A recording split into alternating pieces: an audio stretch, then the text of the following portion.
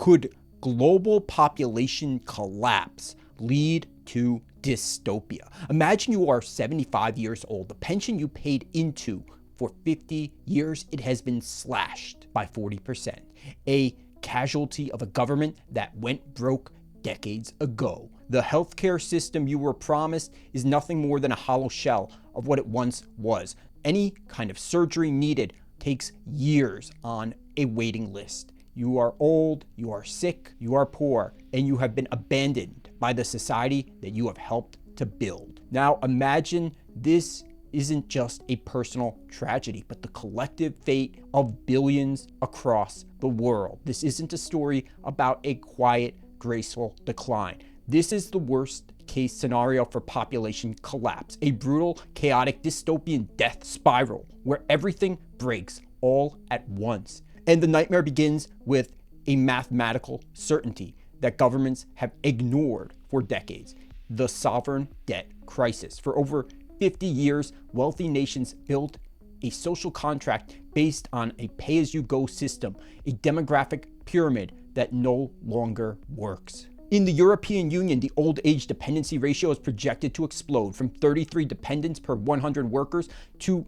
57 by 2050. The result is a fiscal black hole. The unfunded liabilities for programs like Social Security and Medicare in the US alone are estimated to be over $175 trillion, a number so large it is functionally imaginary. So when the bill finally comes due, governments have two choices: default, triggering hyperinflation that vaporizes savings, or make savage cuts, and they will likely choose the cuts. The social contract will be broken. The average OECD country already spends over 8% of its GDP on public pensions alone. In our future, this number becomes fiscally impossible to sustain. The US CBO, the Congressional Budget Office, projects that the Social Security Trust Fund will be unable to pay full benefits as early as 2033.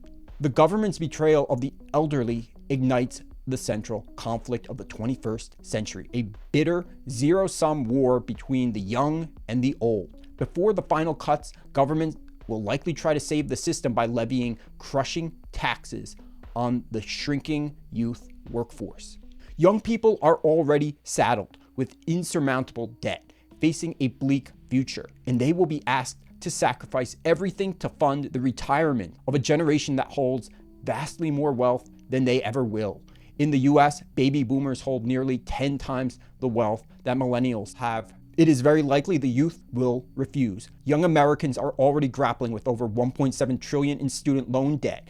Asking them to then hand over half their income to a bankrupt pension system is the straw that will break the camel's back. This creates the potential for mass tax evasion, youth-led political revolts, and street protests where the dividing line is age. Why should a 25-year-old in Spain facing chronic youth unemployment, where that number now exceeds 25%, sacrifice their future even further? A 2023 survey found that a staggering 63% of millennials and Gen Z believe they will never receive any Social Security benefits. Corporations, seeing this chaos, will then make their move. They will weaponize the narrative of labor shortages to justify a ruthless campaign of mass automation, not to create a post-work utopia, but to eliminate expensive human workers entirely. And we are already seeing this happen, where businesses are saying there are labor shortages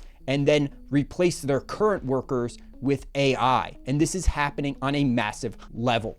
The IMF warns that in advanced economies, up to 60% of all jobs are exposed to AI automation. This happens while corporate profits are completely delinked from worker prosperity. And this creates a horrifying fiscal doom loop. Hundreds of millions, if not billions, are thrown out of work worldwide, and this destroys consumer spending. The economy plunges into a permanent recession in virtually every developed nation across the world, which decimates tax revenues, forcing even deeper cuts to social programs. That, of course, creates a further downward spiral of consumer spending, destroying the economy even further. Wages for the few remaining human jobs will collapse as desperate people compete with even cheaper automation. As the economic engine seizes, the fabric of civilization will begin to rot. The shrunken tax base makes it impossible to maintain the vast majority of infrastructure built in the 20th century. US infrastructure already has a funding gap of nearly $2.6 trillion.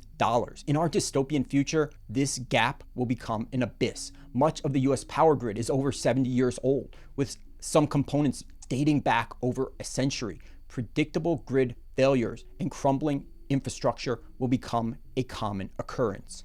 Militaries worldwide will become a hollow shell of what they once were. Nations will find it impossible to recruit young soldiers to defend themselves.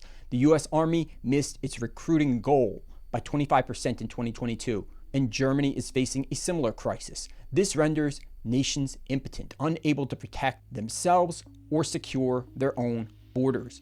Inside those borders, city walls will decay. The cities will crumble. In the US, there are already over 45,000 bridges rated as structurally deficient, a number that will explode as maintenance budgets evaporate.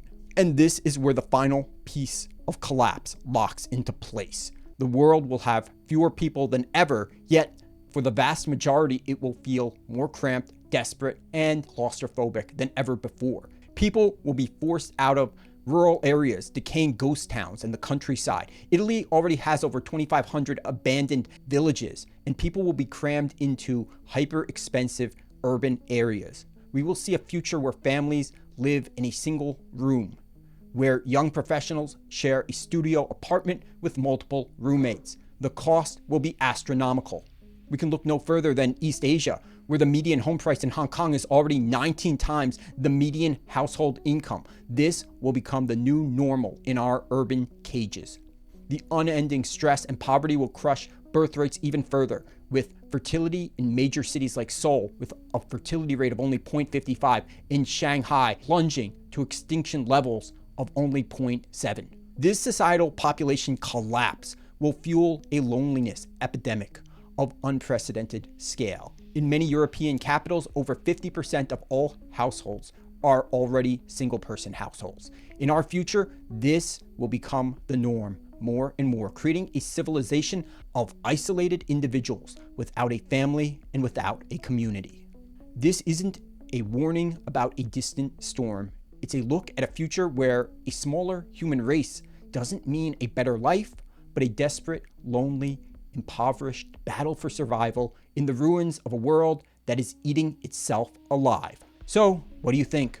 Could population decline lead to a potential dystopia? Share your thoughts in the comments below. Please consider liking and subscribing. This has been Blinded by Logic. Thanks for watching.